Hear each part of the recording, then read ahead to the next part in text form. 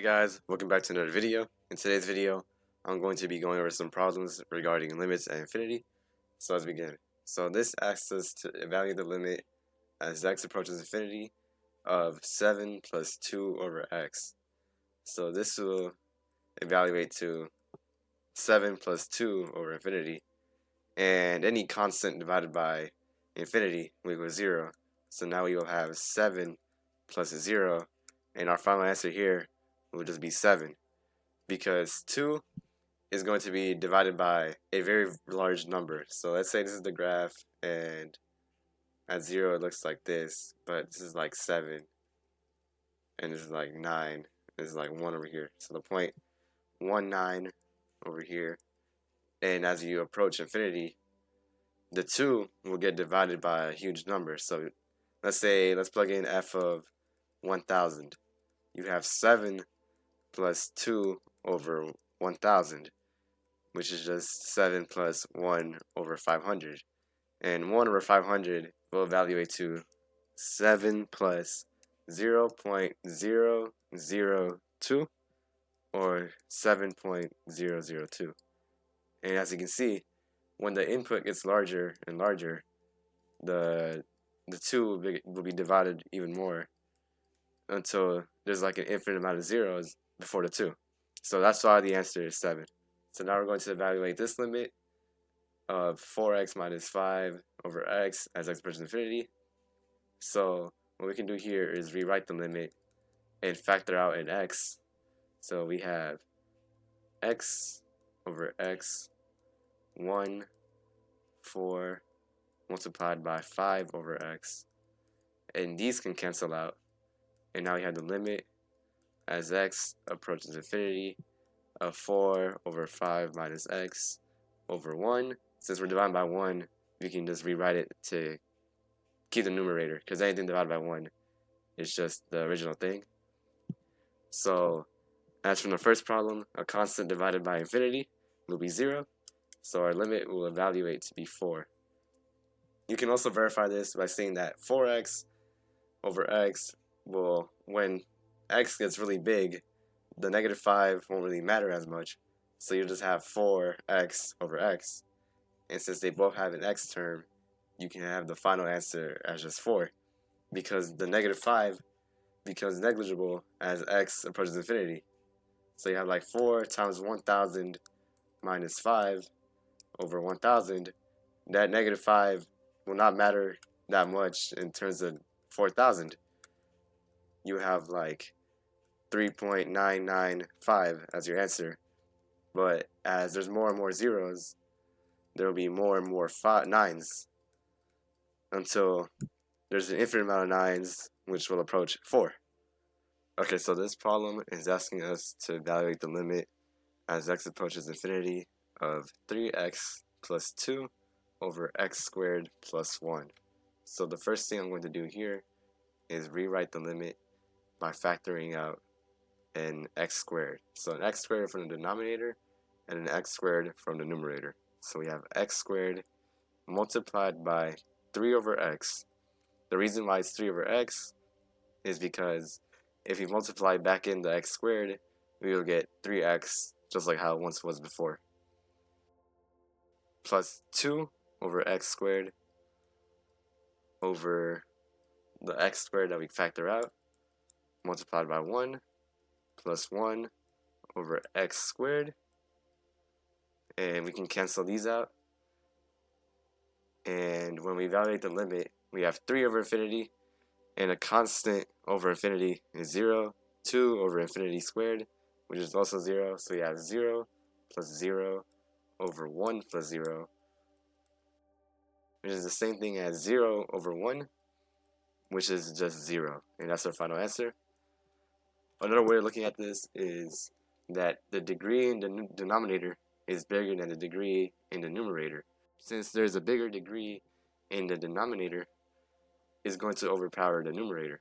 So if we were to plug in like 1 million, so we have f of 1 million, we have 3 million plus 2, so we have 3 million and 2.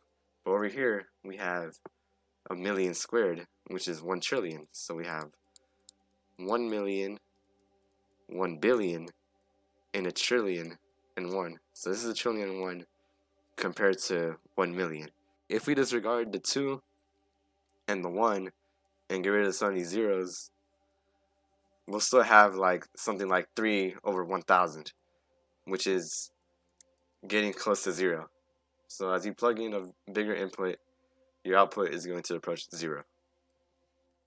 Okay, so now we're going to do the same thing, factor out x cubed. So limit as x approaches infinity, x cubed 6 plus 2 over x cubed over x cubed 2 minus 9 over x cubed.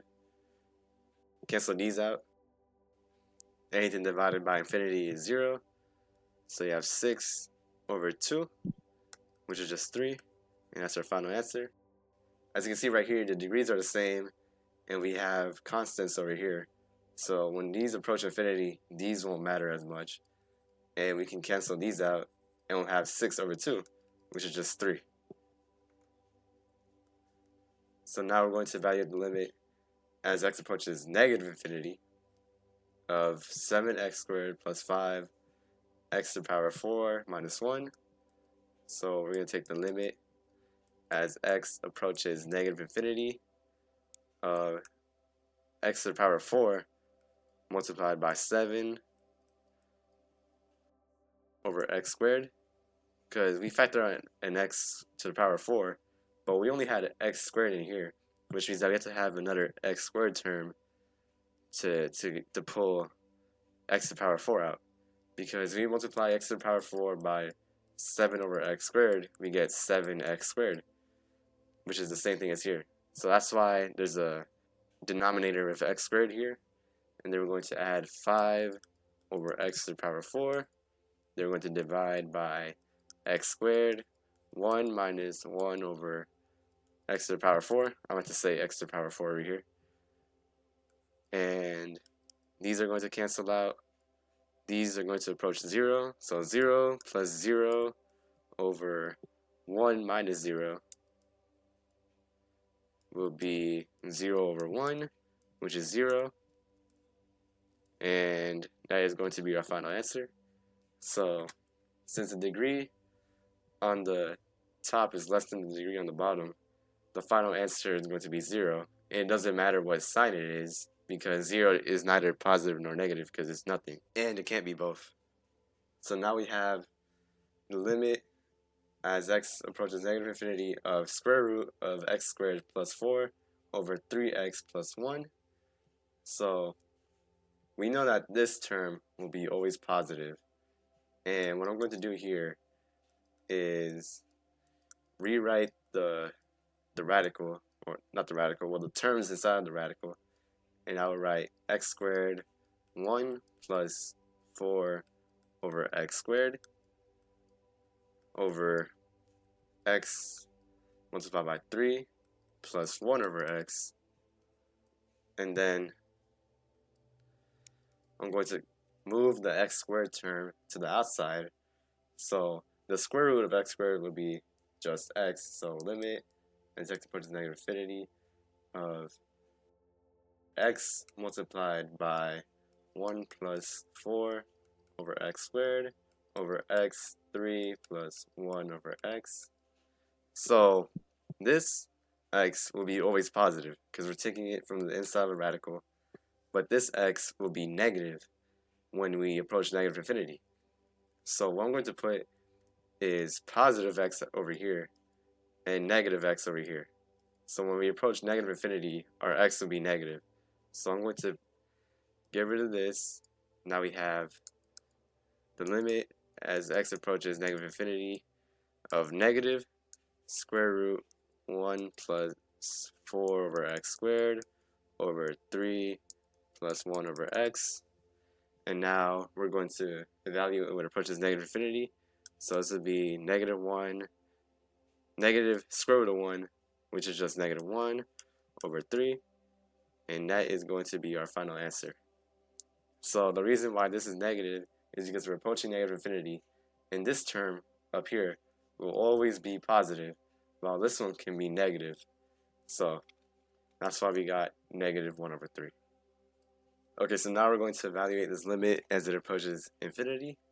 So we're going to do the same thing as the first, well, not first, but number 6, or like the first type of this problem. So we will factor out an x, 1 plus 2 over x. Then we have x squared. So x squared square root will give you x, 1 plus 9 over x squared to the square root.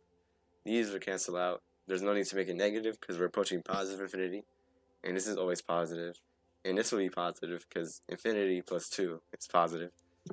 So now we're going to evaluate the limit at infinity. 1 plus 2 over infinity is just 1 over square root 1 plus 0 is just square root of 1 or 1, and we get that our limit is equal to 1. So by now we should get used to the degrees determining the value of the limit. So now we're going to evaluate this limit as x approaches infinity of 5x plus cosine x over x.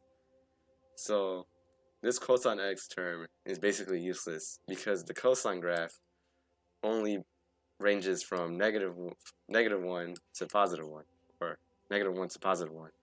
So this term won't really matter because it will just range from negative 1 to positive 1 while these terms approach infinity. So we'll just be left with 5x over x, which is just 5, and our final answer will be 5 for our limit, because although there's a cosine term, the cosine term won't be that important because it only ranges from negative 1 to positive 1, which is nothing in comparison to like 100,000, infinity, 1 trillion, 1 billion, or any number bigger than that. So 5 infinity over infinity is just 5. And that's our final answer here. So now we have the limit of cosine 1 over x as x approaches infinity. So we know that cosine is between negative 1 and 1, and that x is going to approach infinity. And since a constant divided by infinity is 0, this answer is going to be also 0. So this limit will evaluate to be 0. Cosine 1 over x as x approaches infinity will be cosine 1 over infinity. 1 over infinity is 0. Cosine 0 is 1. So we'll basically get 1 over infinity, which is just 0. So now we're going to evaluate this limit, 2x plus sine x over x squared minus cosine x as x approaches infinity. So as I said before, these two terms will matter as they only reach positive and negative 1. So we'll have 2x over x squared, or 2 over x. 2 over infinity will be 0, and that's our final answer. Okay, so this is our final limit. So we have x minus 1 over x squared minus 1 to the power of 1 over 3 as x approaches infinity. So what we're going to do here is compare the degrees of the numerator and the denominator. So the highest degree in the numerator is 1, because the highest degree term has the most power over like the entire function. So this is a degree 1. And let's say when we approach infinity, the negative 1 becomes negligible. And we'll just have x to the power 1 over x squared to the power of 1 over 3. This is the same thing as x to the power 1 over x to the power 2 over 3, or x 3 over 3 over x 2 over 3. When you divide exponents, you subtract the degree. So we have x to the power 1/3, x to the power 1/3 as it approaches infinity. It'll be infinity to the power 1/3, which is still infinity. So since the degree of the denominator is less than the numerator, that means that the numerator can expand freely without being limited by the denominator. So the graph will look something like this. It will be really slow, but it will always be increasing. And when it approaches like 1 million, it'll be a lot higher than where it was at like 1. No, not 1, 2. So like 2 over here. And that is our final problem. So Thank you for watching today's video. I hope you enjoyed and learned something new, and goodbye.